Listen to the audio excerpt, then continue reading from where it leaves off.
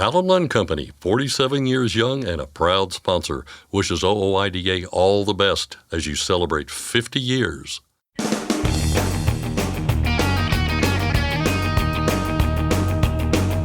OOIDA, representing America's truckers since 1973, presents Landline Now with your host, Mark Redding.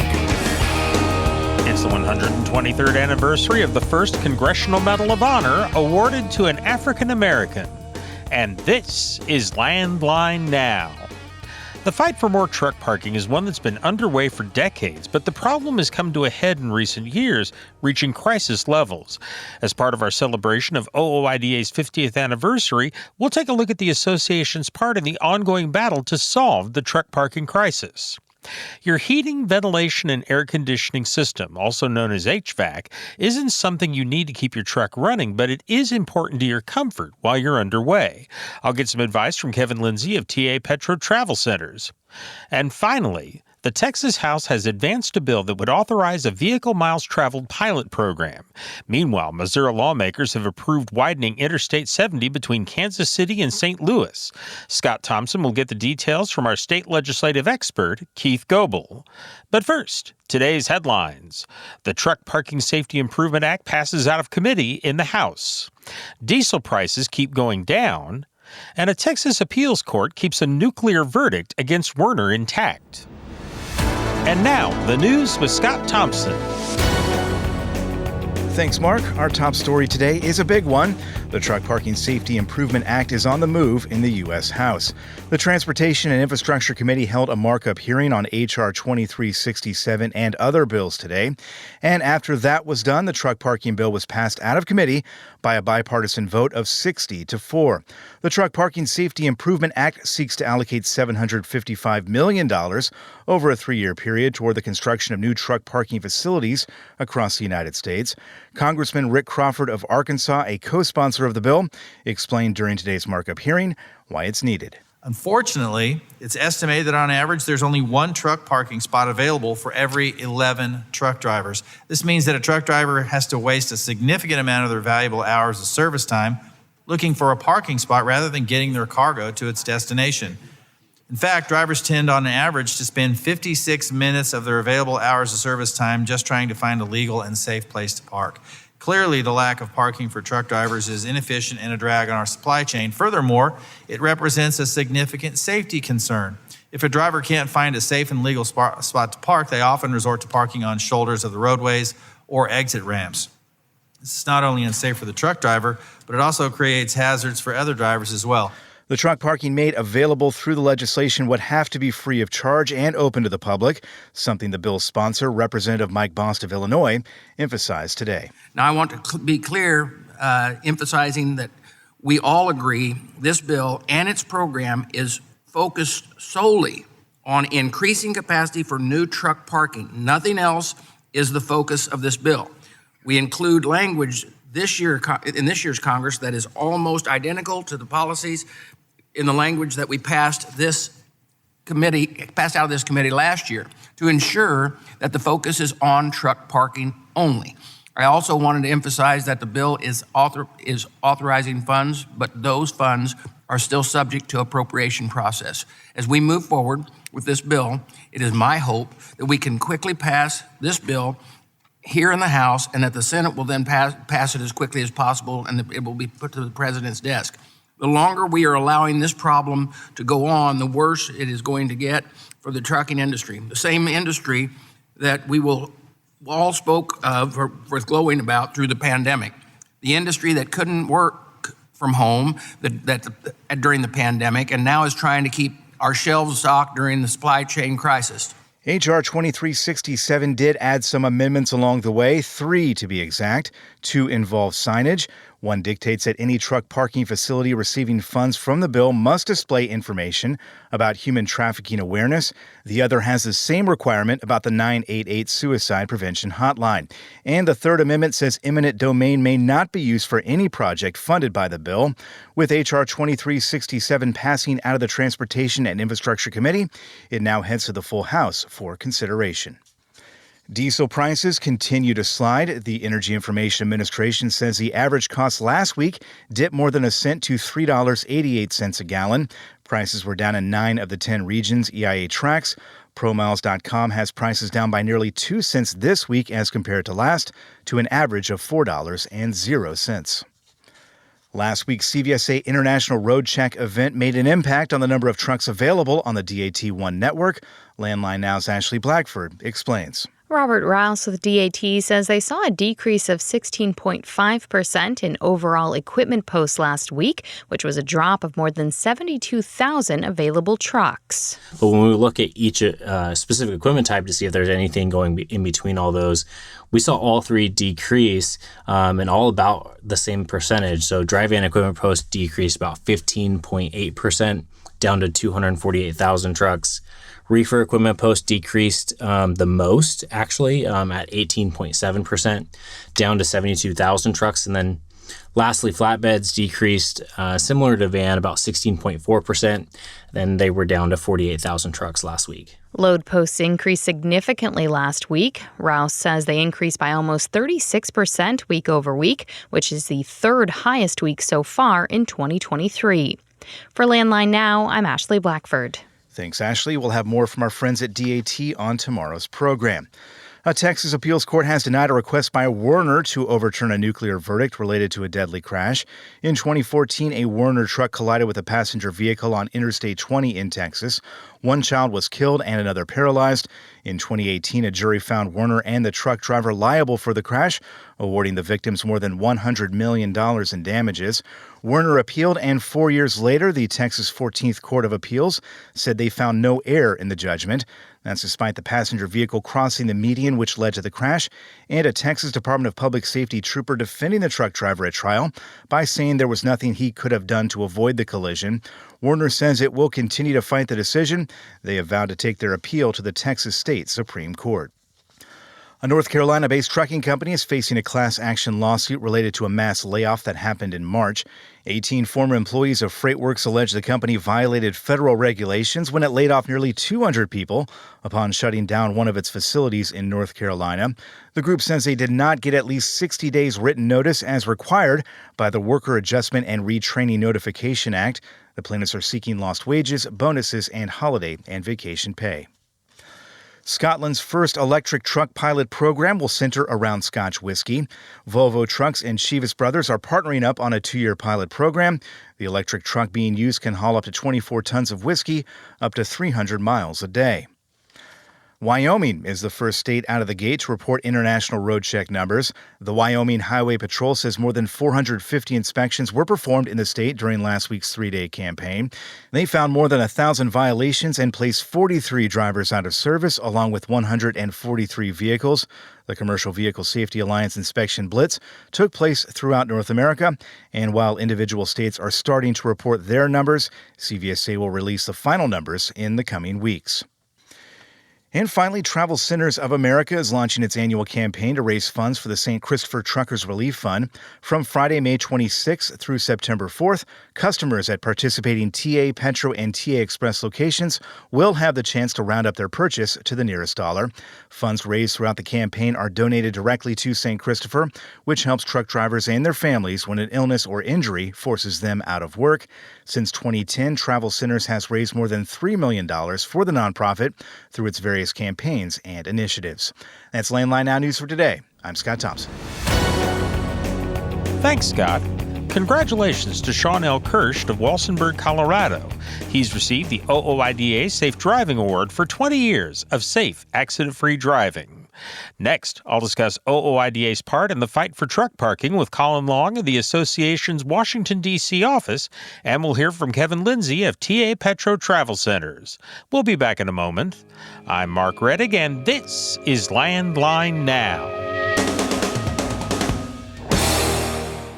You trust PrePass for more bypasses? Now let PrePass help with tolls. PrePass toll service means lower cost, one invoice for all tolls, and fewer violations. Created by truckers for truckers. Call 877-878-5970 or go to prepass.com.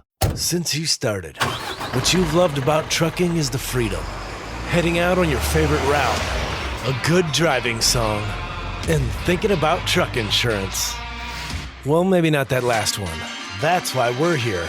At OOIDA, we have a full range of truck insurance products, expert advice, and great customer service, helping you get the right coverage for your operation. Go to OOIDA.com because your job is to drive. Our job is to help with everything else. Every make, every model, in every corner of the country. Technical smarts and quality parts. That's how we roll. Bring your rig into TA Truck Service. Landline Now, welcome back. It's time for another of our 50 on 50. 50 significant events from OOIDA's history in celebration of the association's 50th anniversary. Truck parking has been one of the most persistent issues in the trucking industry over time, and it continues to be so today. But progress has been made and is being made, and OOIDA has played a key part in efforts to solve the problem. Here to discuss the association's role in solving the truck parking crisis is Colin Long of OOIDA's Washington, D.C. office. Colin, how are you doing? I'm doing very well. Thanks for having me. Well, thank you for joining me. Let's talk a little bit about some history here. I mean, how long has truck parking been a problem in this industry? Well, I have to go back before I even started in this industry 7 years ago and say it's been a problem for decades. I think it's been the degree of which it's a problem has been increasing over time to the point where, I mean, maybe about 10, 15 years ago, things kind of boiled over and we really started seeing a crisis brewing on our hands. And it's only gotten worse since then. Thankfully, steps have been taken, like you said in your introduction, to improve things, but we're still not kind of turning the tide on the current crisis. And unfortunately, I know drivers get really frustrated by how slow things move here in Washington. And Washington certainly has to play a key and leading role in solving the crisis. But incremental success is still success, and we're still committed to solving this problem from a very holistic perspective. Speaking broadly, what have been some of the main challenges in terms of trying to get a solution? You know, one of the biggest problems we have is educating the public and making sure that they understand this is a highway safety problem that affects everyone who uses the highways, not just truckers. And I would say from a legislative perspective, it's been convincing lawmakers that this is a problem in their home districts, but also for their drivers who are leaving their home districts and encountering shortages of parking spaces across the country. I mean, we've been researching this enough and surveying folks enough to know that there are truck parking shortages in every corner of the country, every state of the country. But convincing lawmakers that, hey, just because there may not be an issue in your neck of the woods doesn't mean your drivers, your constituents, your voters aren't facing problems when they're out on the road. And I think that's made it difficult to really get traction on Capitol Hill over the years. But I'm sure we're going to get into it. We certainly have made traction, and we've really hammered those points home. And I think that's why we've been able to build on previous success to the point where we're really hopeful about, having laws signed or having bills signed into laws that will start to turn the tables on this issue. You mentioned previous efforts and successes. One of the first attempts at moving toward a solution at the federal level was Jason's Law. Talk a little bit about it and the role it played.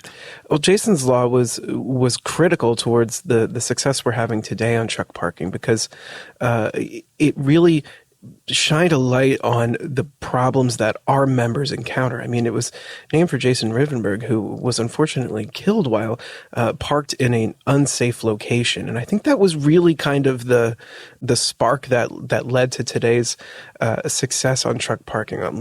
I'm looking forward in saying success, but I think that was really the spark that made people realize, wow, this really is a crisis affecting the driver community. And it gave us a foundation to build upon here in Washington, D.C. to try and start to solve the problem. It's unfortunate it took someone losing their life for Congress to finally pay attention to the problem. But like I said, I mean, the amount of awareness and education that incident provided has been just paramount in our efforts to really solve the problem and bring everyone from the trucking industry and everyone on Capitol Hill, whether they're Republican or Democrat, on board to help solve this. One of the things that came out of Jason's Law were a lot of studies, and I know there were some people that were derisive of just doing studies on this, but they have played a role in what's happened since. Absolutely. Why were those studies important in moving toward an eventual solution? It's difficult to convince the federal government to do anything without some sort of research or data to back up your claims. And unfortunately, I think there's a recognition that things don't move quickly as quickly as they should here in Washington, D.C., especially among small business truckers who, if there's a problem in their business, they usually resolve it pretty darn quickly. Otherwise, they don't really stay in business very long. But here in Washington, things take a lot of time to progress. But I think having the awareness and the education there in place set us up for success down the road. And I agree, it took too long. We should have solved this years ago. But the fact of the matter is all those surveys that our members filled out and all that the surveys that truckers filled out over the years have really led to a situation today where there is no sound argument against investing in truck parking capacity expansion. And I say that knowing that pretty soon there's going to be some movement on the legislation we've championed in both the House and the Senate. Hopefully that movement goes all the way to the president's desk and it gets signed into law. But the surveys, while frustrating and time-consuming, were really, really, really important to help us frame the issue and get folks to understand it actually is a major problem that drivers are facing in every corner of the country.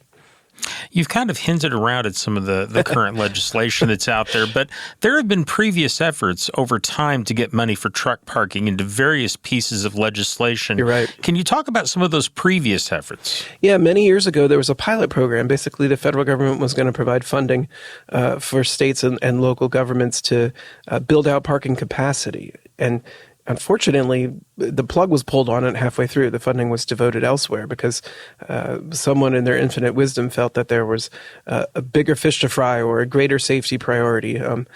Unfortunately, that was a setback, but it also gave us another foundation to build upon because Congress had passed that pilot program with bipartisan support. Let's not forget that. And it gave us an opportunity to say, all right, well, we'll take the best elements of that and put it into a new bill that will provide new funding for truck parking capacity expansion projects. And that's what we have today. We have legislation in both the House and the Senate, bipartisan in both chambers, which we're happy to tout, that kind of used that initial pilot program and a lot of aspects of Jason's Law to craft this proposal that has garnered broad bipartisan support. And like I said, we think it's going to start to move through the legislative process here in Washington pretty soon. I'm wondering if you can talk about another aspect of this, and that's education. Educating members of Congress about the problem has been one of the chief barriers, as you've kind of mentioned previously. Talk a little bit, if you would, about some of the things that OOIDA has done to try and educate lawmakers. It's just hustle. I mean, we've been going into offices time and time again to educate them about the problem. And I think what's really been powerful is just this mental image you can paint a picture for folks on Capitol Hill. If you've been driving on a highway, you've probably noticed trucks and trailers parked on exit ramps, on shoulders of highways. And people say, oh yeah, I certainly have.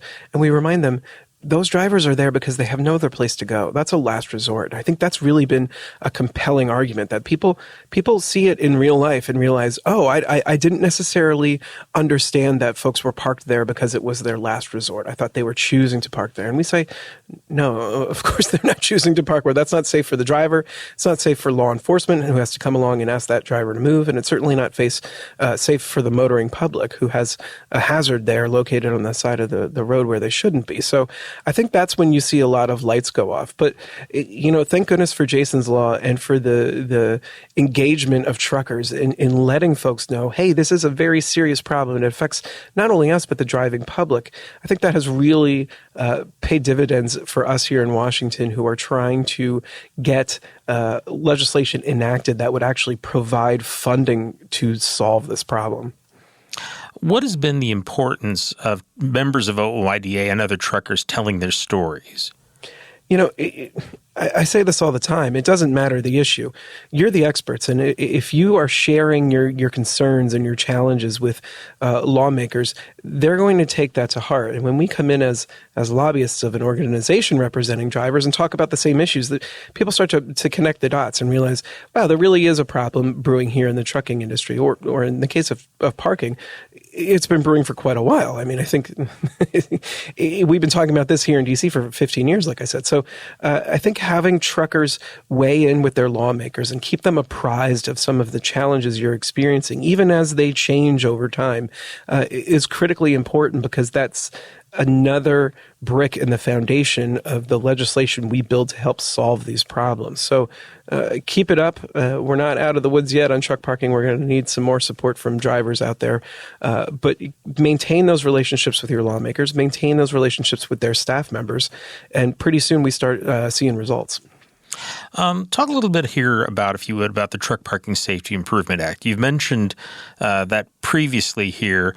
But first of all, who's behind this bill in Congress? Because one of the important parts of this has been having champions willing to step up and introduce and co-sponsor and support these bills. Yeah, we couldn't ask for better champions in the House and the Senate, and they are bipartisan champions. We've got a leader in Mike Bost, a Republican from Illinois in the House, who has just been absolutely incredible on a number of our issues, but has really become the truck parking guy on Capitol Hill. And his kind of partner in crime, although this is hardly a crime, is Representative Angie Craig, a Democrat from Minnesota, who's been with us since day one when she came to Congress a few years ago on this issue. And they've just been instrumental in gathering bipartisan support in the House. And then this year, I should say the tail end of last year into this year, we have a Senate companion bill led by Senator Cynthia Lummis, and a Republican from Wyoming, and Mark Kelly, a Democrat from Arizona. And this isn't the only bill that those two senators are working together to try and pass. And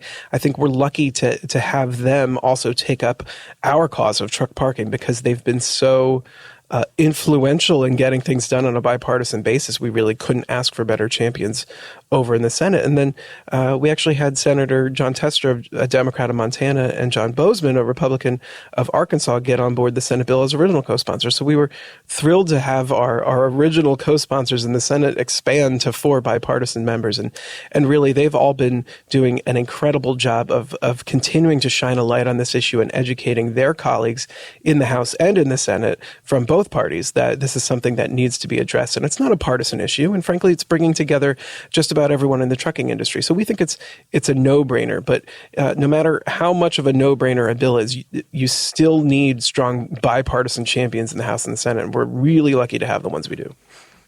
To what extent is the bill a solution? Is it helping to fill the need? Is it a solution in itself? Is it just to start? Kind of describe what the bill means.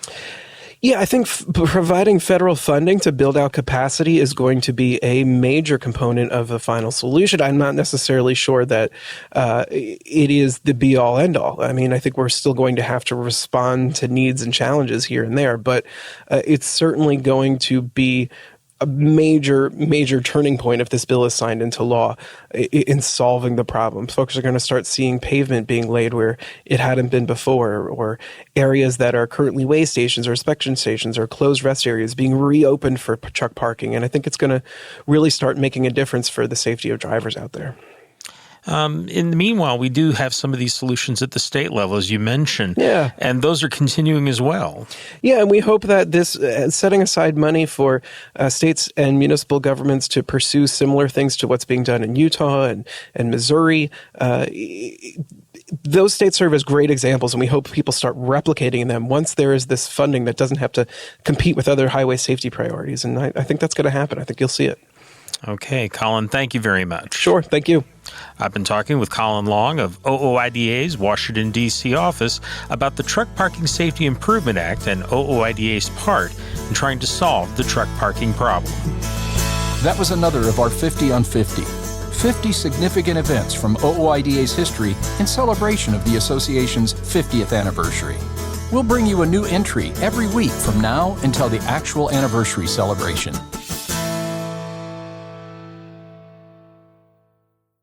Today's rising costs affect everyone. Replace your harmonic damper with a genuine Vibrotech TVD viscous damper to prevent costly repairs and downtime.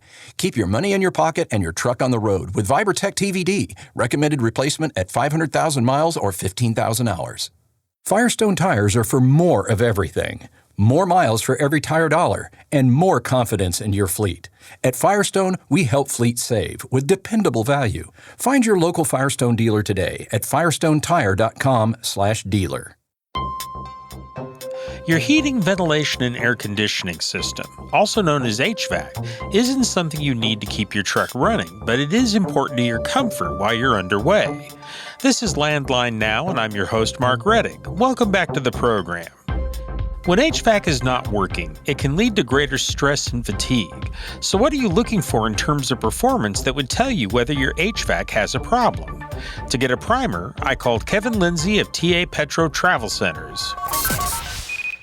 Well, Kevin, first of all, let's talk about what are the components of the HVAC system that you need to keep an eye out for? Well, Mark, really the first thing I would say is you want to keep a good airflow across the front of the truck, across the grill, right? You want to keep it free of debris and bugs and things like that, so that air can flow across the condenser, which really affects AC performance. That's one of the quick, easy things to always, take a quick look at. Make sure, because we know how debris is, going up and down these highways. There's bags sometimes just kind of floating around out on the interstate and places like that, and they can get stuck up there and restrict some airflow, which is going to affect performance, especially as the weather gets hotter. So, what are the other components of the actual HVAC system? Well, when you really look at it, everything in the AC system starts with a compressor. Your AC compressor is the heart of that AC system, because basically all it does is recirculates, pressurizes, and recirculates the refrigerant throughout the system, which once it leaves the compressor, it goes to the condenser, flows on down through, depending on the system, but typical big trucks nowadays have expansion valve systems. So there'll be a filter dryer there, which is a maintenance item, but at the same time, it should only need service when the system's been open, unless it's really been on there a very long time or something.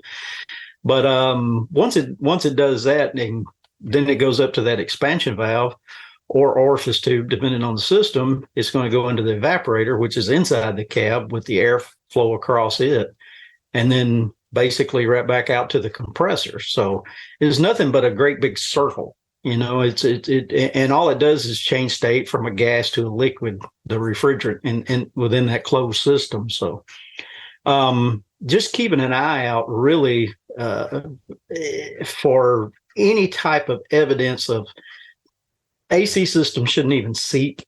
Let's put it that way. You should never see the moisture on an AC line. If you see where it looks like oil is collecting on an AC line somewhere, it's leaking. So it could be a minute leak that you may not even be able to detect with electronic leak detectors and such. And most manufacturers put dye in the oil in the AC system from the factory nowadays. So a black light and yellow tinted glasses can really show where those leaks really are without having to use an electronic tester. But still, electronic leak detectors are your best bet on that stuff. But if you do have a leak, what's your next step? Well, you're going to have to get it somewhere where someone can recover the refrigerant and properly by established guidelines and make a repair. Typically most leaks in AC systems are O-rings, believe it or not. Just O-rings or seals where connectors are, and that's where you'll see a lot. Now, certain models and manufacturers and stuff, you can see a lot of condensers leaking in certain spots. And really what that typically is just from the vibrations, because a 6-cylinder inline diesel engine is going to vibrate.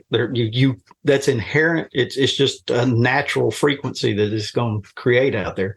And those vibrations do get absorbed. They try to isolate all this stuff with mounting bushings and stuff like that for the different components, all the different components, but even on the condenser, but still, because it rides out front, it's getting vibration from the wind that's hitting it, plus vibration from the engine, plus vibration from the road. So it can, it can take a beating. So that a lot of times, and these are just soldered joints in these things. So over time, they can just naturally just kind of start seeping and leaking. So, okay, let's talk a little bit about the blower fan, because of course that's a vital part of the whole system working.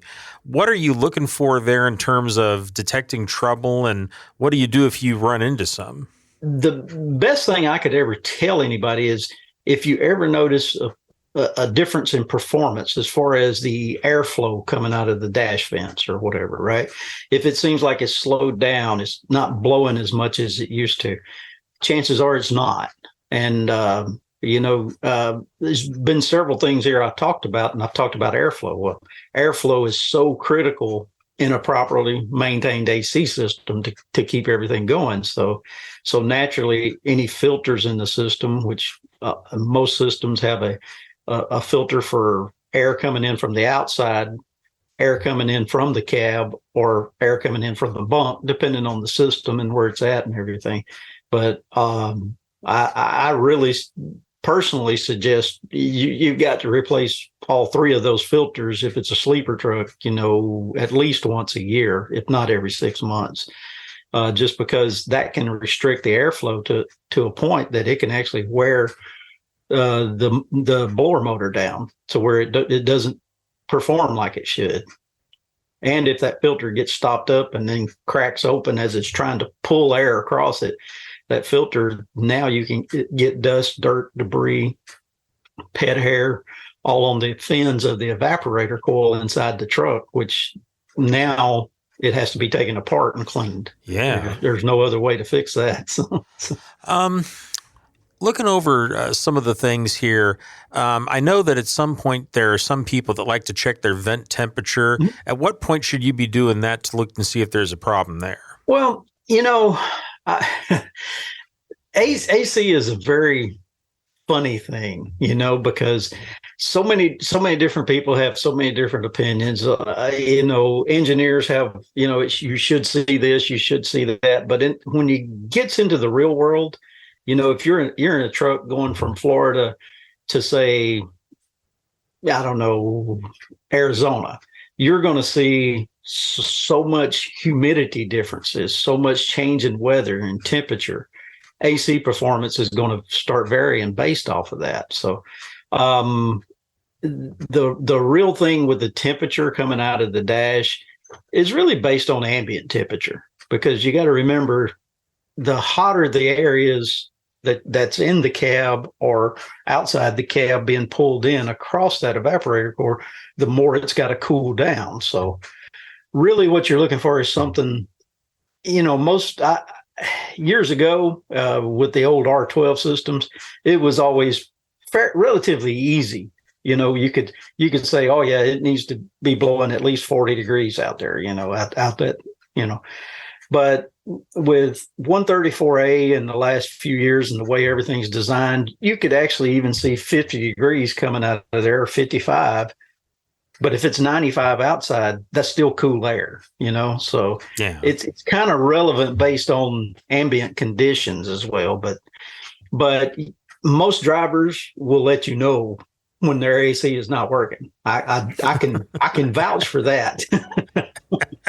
Because I'm one of them. If my AC quits working right in my own vehicle, I start trying to find a problem. So it's like something's going on. What's going on with this? So, but yeah, it's good to kind of keep up with that, and that's the true test of the system, So if you're, say, in Florida and 95 degree high humidity, and you've got 55 degree air out the vents, that may be good. But you get up in Michigan and maybe it's cooler or something, still humid, but maybe cooler. You may see, 45, 50 degrees out the vents. So it can change that drastically just depending on ambient, temperatures and humidity levels and stuff. So you mentioned humidity a couple of times in there, and that led me to think of something that I've seen happen before, but it was on older model vehicles, so I don't know if it's a problem anymore, which is mold and mildew. How big of a problem is that? When does it occur, and what do you do if you've got that problem? So with mold and mildew, that can happen in high humidity situations and stuff. That's another reason you want to keep good, clean filters. That helps with some of that. There's even HEPA filters you can get for big trucks nowadays, charcoal type stuff, which is going to help with some of that. But if you do get that situation where you think you've got mold and mildew growing, it's really going to be best to have that entire system serviced. It's kind of like a home AC system where you get it serviced once a year. They come out and they kind of spray the coils and they do this. You can do things like that to trucks as well, to keep everything running as efficiently as possible. And it cuts down.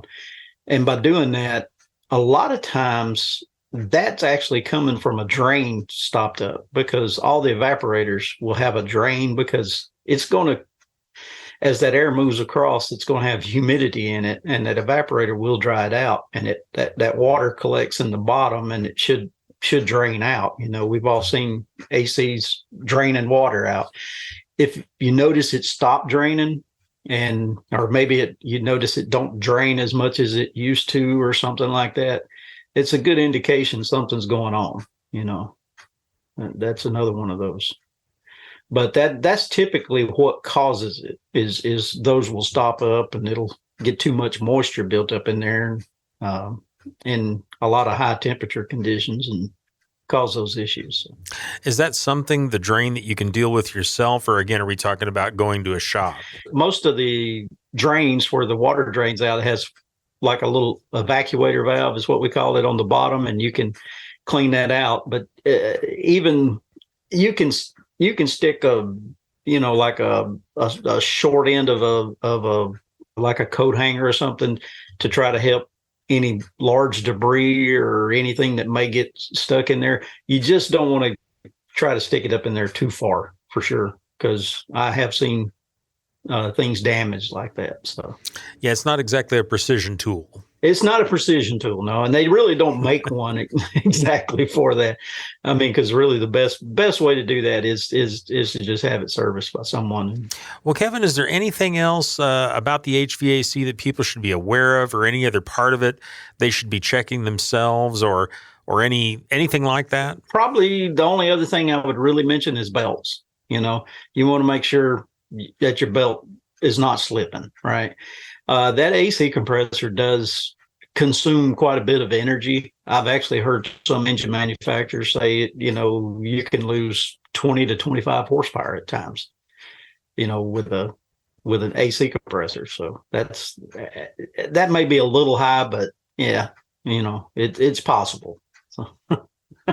So you got to figure, if that belt's not tight, it can slip pretty regularly. And these new serpentine belts don't always make a lot of noise. If they do, they're really high pitched, and not everyone hears them the same. So very cool. Well, that's all I've got, Kevin. Thank you very much for all your help and information. Hey, no problem. My pleasure. I've been talking with maintenance expert Kevin Lindsay of TA Petro Travel Centers about HVAC systems.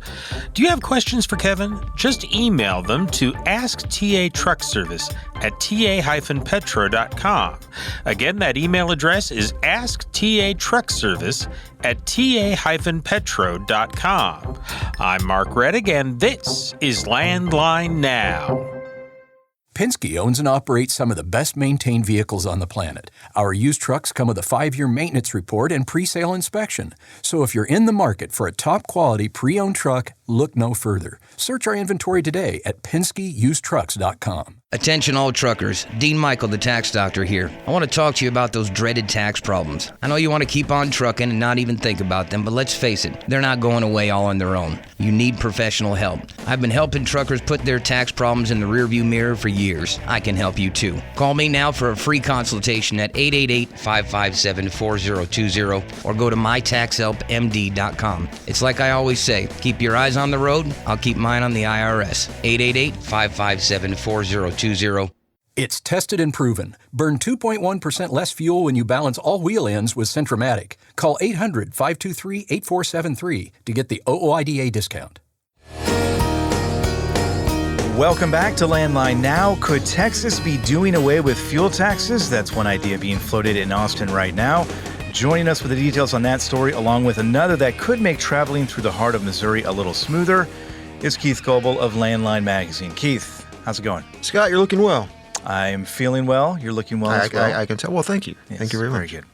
We'll move on past that awkward exchange and talk about Texas here, which currently collects a 20-cent per gallon tax rate on gas and diesel purchases, but a new bill, if signed into law, would change that. The idea here, Keith, is a vehicle mileage tax, and it's moving through the State House. How would this work exactly?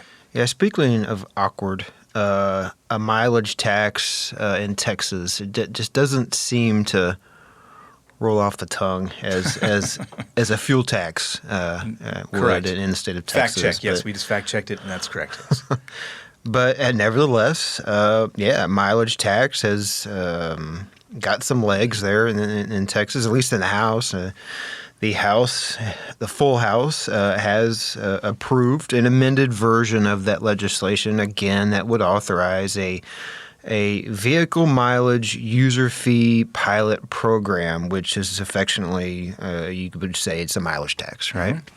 Or just to surmise it just a little faster, as well as a task force. And this task force, in addition to this pilot program, they would work together evaluating the program and making a decision once this pilot program were to, if it is approved by the legislature, or if it were to expire, and look at and see whether that was a good deal or it's a viable option there in the state of Texas. If it's something that they would want to throw to the wayside, the fuel tax there in the state, and move forward with a mileage tax.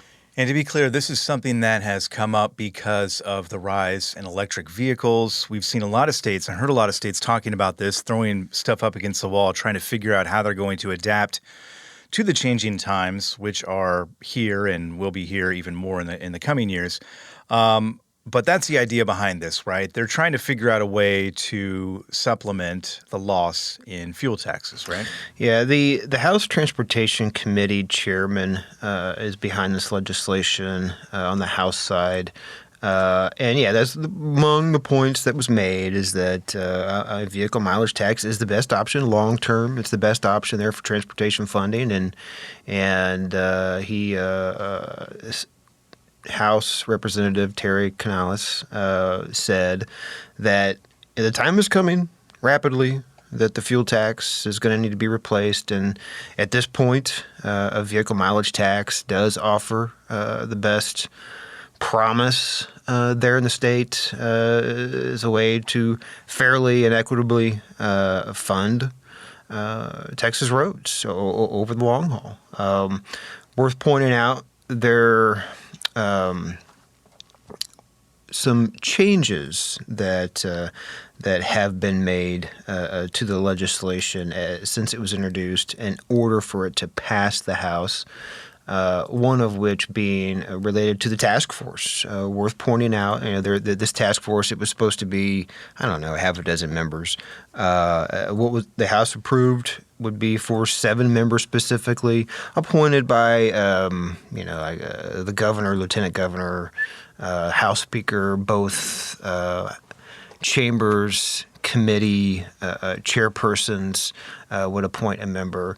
But it is worth pointing out that the governor, if this were to be approved, would get to appoint 3 members. And each of those 3 members would be from the trucking industry. So it was interesting that they definitely did that, which is it's understandable because as this legislation was introduced, I mean, the focus was on trucks. So it makes sense to have members of the trucking industry being represented on this task force. But there are also some additional changes that are being considered. Yeah, and you bring up a point there that I think has been brought up before, but this one-size-fits-all kind of approach for this issue really is not going to work for the trucking industry for a number of reasons. And I know they had a comment period on this particular bill that raised a lot of those concerns, a lot of people writing in and expressing their deep concerns. And they're valid, right? There is going to be a lot of issues that they're going to take issue with should this thing become law. Yeah, there were some notable folks, comments, I guess I would say, that were made as far as concerns about how this would affect trucking and the general public overall. I guess you would say the no-brainers, the concerns about an invasion of privacy, multiple references to slippery slope, not only from those in the trucking industry, but also other lawmakers themselves, and even on the House floor as they were getting ready to vote on it. Definite concerns that were voiced, and that this is putting the state on a path. A lot of folks concerned about greater intrusions. While the House Transportation Committee chairman was trying to ease those concerns from folks. But yeah, nevertheless, those aren't going away, and something that this legislation is going to have to continue to address as it's making its way through the State House.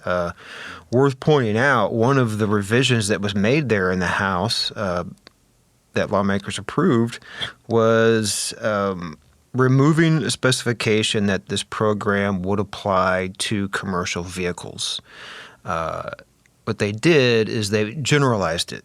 They revised the language so that it would apply.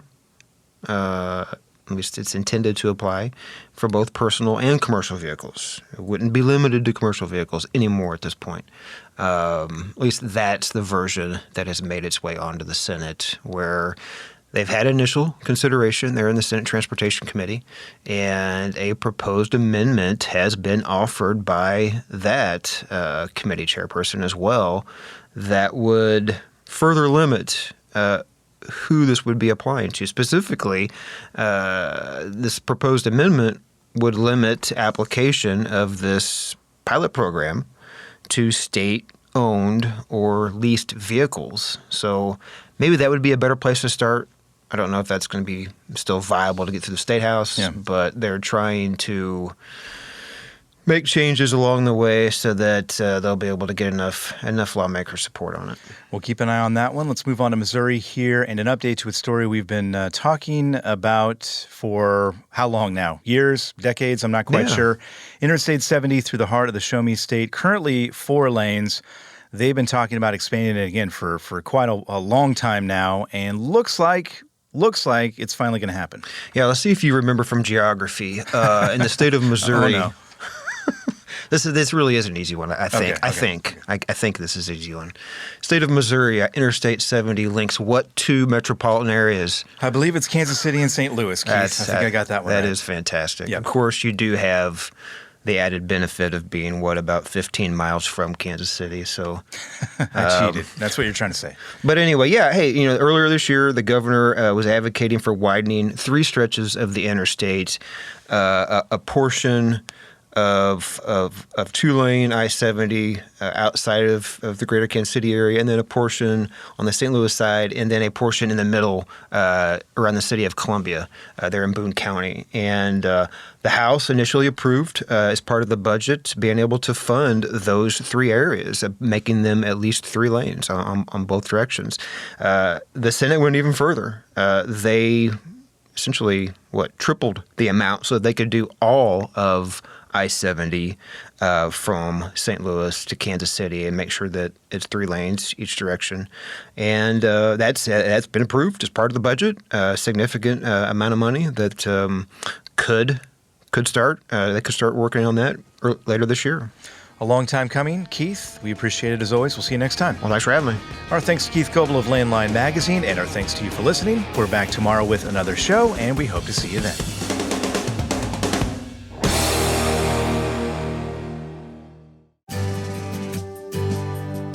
I'm a dad, a son, a husband, wife, I'm a writer, photographer. I farm. I'm a veteran. I love old cars, fishing, My kids. chrome, And I am a professional truck driver. And together we are OOIDA. OOIDA was founded by truckers to stand up and speak on behalf of truckers. We've done that by combining the individual voices of our members into a single, powerful voice. Protecting your interests, defending your rights. Join us. Make your voice heard. Join OOIDA, the Owner-Operator Independent Drivers Association. Call 1-800-444-5791 or visit OOIDA.com.